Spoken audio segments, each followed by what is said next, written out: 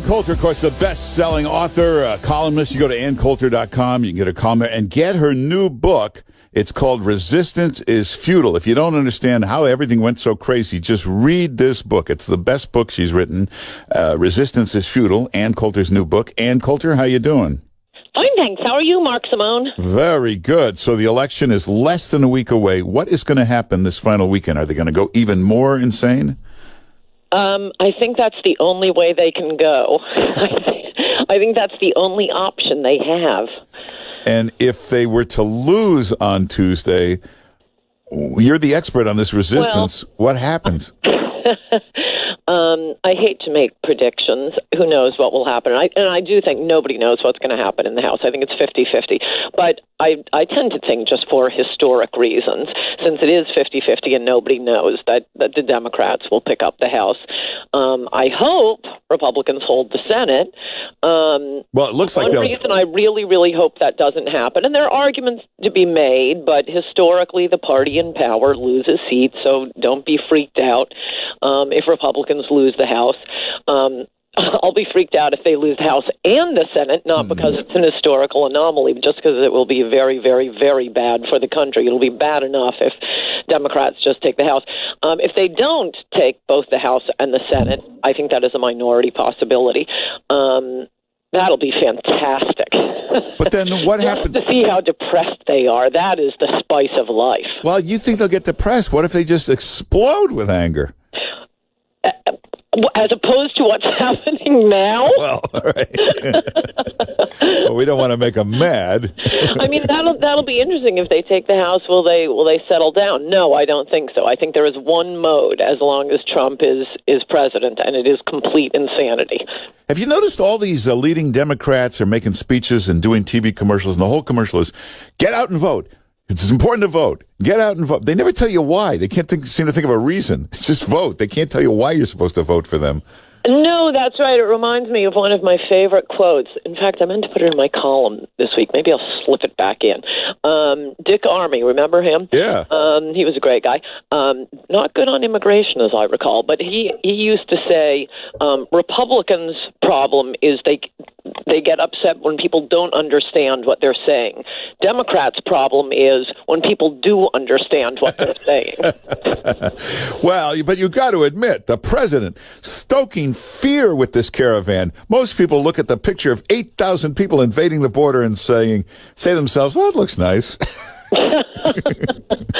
You know, this is when I want to go back to Ross Perot's idea. I don't remember the details of this, but he wanted national referendums on these various items. I would like a national referendum on should the caravan be stopped? Should we have a wall? I think we had a national referendum on that on November 8th, 2016. Was it November 8th? Anyway, I would like a national referendum on sanctuary cities. I would like a national referendum on if you run across the border at 9 months pregnant and drop a baby, do you get to say, ha, ha, ha, my kid's a citizen, even though no law and no Supreme Court has ever said that child is a citizen? Well, when you see 8,000 people invading and they say, we're breaking into your country whether you like it or not, you have to be nice and say, maybe they're not happy where they are. Yes, and that home invasion burglar, he's just seeking a better life. I particularly like that the caravan, I mean, forget the MS-13, the already deported accused rapists and murderers, forget the terrorists slipping in with the caravan. They're all burning the American flag, and they have the Nazi symbol on it. Hey, I have an idea. If you're just going to get here and complain about white people, maybe you'd be happier in a country that is not majority white. Well, barely. But you know, the other thing is, you see where the news media really deliberately shuts itself down and doesn't do its job. Total dereliction of duty. They have these trucks shadowing the caravan with meals for 6,000. We're told last night they were shown a movie. Where's the coverage of how this is funded or where these supplies are coming from? Boy, are you right. Boy, are you right. No, that is not what the media will be. I suspect until the election, the media is demanding that Trump apologize for the synagogue bombing, not bombing, shooting. Hey, everybody's a little stunned. I mean, we know Lester Holt is Mr. Fake News, NBC Fake News. But last night they did the story of the president's visit to Pittsburgh, and the whole thing was slanted as if the president had done something horribly wrong. As if yes. And, yes, it's really weird. I mean, that is the debate on cable TV. Well, is he going to finally apologize? I don't think so. Well, I think he will finally apologize. It's just the premise that this is all, that Trump is behind this. They do this all the time. Somehow they are not responsible for any violence on their side. And this is hardly on our side. I mean, if this had been 11 Jewish tourists in Israel who were killed by a Palestinian bomb, I don't think most of these same liberals complaining about this would have even noticed. Yeah, and this is the first family ever in the White House who has members who are Orthodox Jews. You'd think somebody would mention that in this awful anti-Semitic attack. Also, the greatest friend ever to Israel in decades. So how did they twist this around, that it's somehow his fault?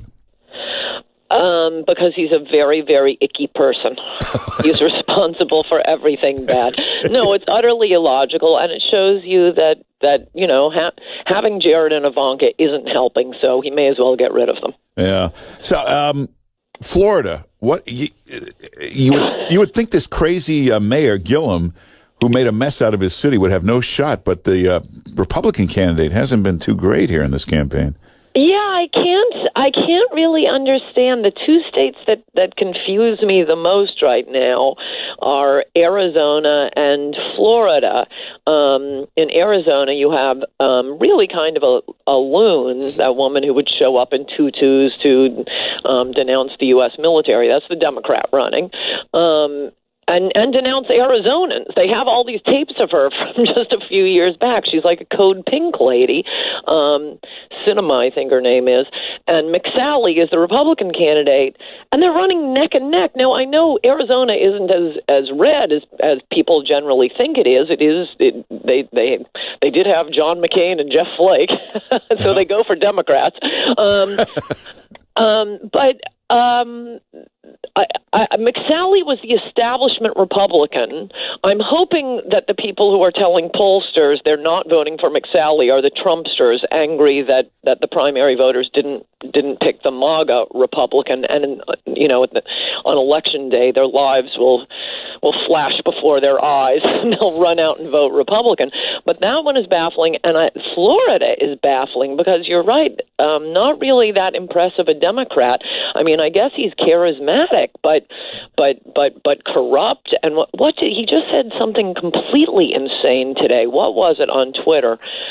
You've been up hours longer than I have. What was the thing? I don't remember. But the two things Florida has is weather and no taxes. Here's a guy threatening to bring taxes back. You would think he'd have no shot at all. Yeah, no, that will be the end of Florida if that happens. Yeah, I mean, if he gets elected and puts in this big state tax, you're going to see everybody leave Florida. Georgia is going to become very crowded. Not only that, I mean, Florida, as New York, California, Connecticut, have been bleeding population over the years. For at least a decade now, Florida has been taking in about 1,000 new people a day. You've never seen such a clear experiment as the last decade of what very low taxes. Florida has no tax. It's one of about 4 states with zero state income tax, and versus high taxes. I mean, in my own state of Connecticut, I think it was last year, GE pulled out because of taxes. And where did GE move to? Where? Of all the places in the country to avoid the high taxes of Connecticut. Mark, they moved to Massachusetts. Yeah, that's how bad Connecticut got. By the way, Stefanowski's the only thing that can save Connecticut, and that's neck and neck. How could that be? Well, because all of the people who pay taxes have moved out. Oh, okay. Not a good formula for a booming state. Meanwhile, You go down to places like North Carolina and Florida, the places that have taken all of these citizens, and they're really booming. I mean, you get used in New York to things not working and highways not being cleaned up and just general decay. You drive around these low and no tax states, and the medians are so pretty. There are flowers all over. Vote Republican. Well, hey, we're out of time. If you want a great book, get Ann Coulter's new book, Resistance is Futile. It's already a huge bestseller. It's your best book ever. And what's some of the comments people get, like the certain things people pick out of that book to tell you about? Oh, that's a good one. A lot of them are visual comparisons. The dossier, for example, which the media was pedal to the metal behind, and the fact that it was used for a FISA warrant was cited over and over and over again to prove the dossier must be true. Then it turned out the dossier was paid for by Hillary Clinton and the exact same hosts, Chris Cuomo and so on. I put the quotes side by side. I don't know where they got the idea that the dossier was used for a FISA warrant. It's a great book. You'll love this book. Resistance is Futile. It's Ann Coulter's new book. Go out and get it. Go to Amazon, or you can go to AnnCoulter.com. And Ann Coulter, thanks for being with us. Good to talk to you, Mark. Bye-bye. All right, take care.